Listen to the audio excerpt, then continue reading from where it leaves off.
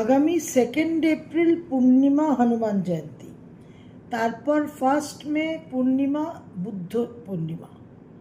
এই যে দুটো পরপর পূর্ণিমা, এই দুটো পূর্ণিমার খুব ইন্টারেস্টিং তাৎপর্য। সেই ইন্টারেস্টিং তাৎপর্য নিয়ে আপনাদের সঙ্গে একটু আলোচনা করতে চাই।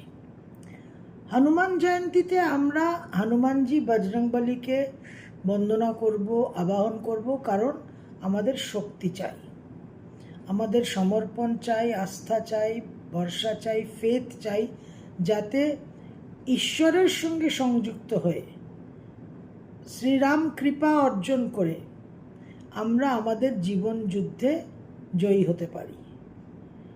সুন্দরকাণ্ড পাঠ করতে আপনাদের যে এত বলি, তার কারণ হচ্ছে সুন্দরকাণ্ডে আমরা দেখি যে হনুমানজি কি কি সমস্যার সম্মুখীন হয়েছিলেন এবং প্রতিটা সমস্যা তিনি কিভাবে সমাধান করেছেন, এবং প্রতি মুহূর্তেই তিনি শুধু চিন্তা করছেন, বিচার করছেন, ভাবছেন, হঠকারী কোনো কাজ করছেন না, থেমে থেমে ভেবে ভেবে উনি এগোচ্ছেন।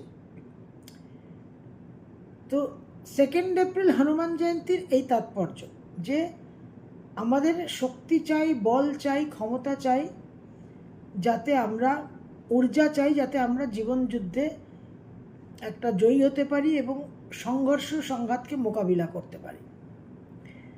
1 মে বুদ্ধ পূর্ণিমাতে আমরা যে তাৎপর্যটা দেখছি, সেখানে এই সমস্ত কিছু, এই জীবনযাত্রা, জীবনের সংঘর্ষ, জীবনের সংঘাত, সমস্ত কিছু কিন্তু একটা জায়গায় ধূলিসাৎ করে দিচ্ছেন গৌতম বুদ্ধ।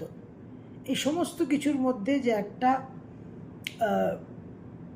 অনর্থক ব্যাপার আছে, ইউজলেস, সেই যে মিনিংলেস যে বিষয়, যে জায়গাটা, সেই অ্যাসপেক্টটা কিন্তু তুলে ধরছে। এই দুটো পরপর কনসিকিউটিভ যে পূর্ণিমা, এখানে যে কন্ট্রাস্টিং সিগনিফিকেন্স, এটা খুব ইন্টারেস্টিং।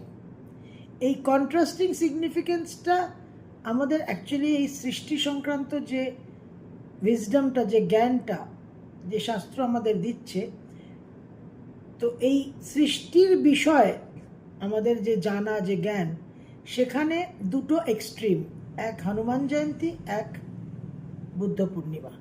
এইটা নিয়ে আমরা আরও বিস্তারিত আলোচনা করব।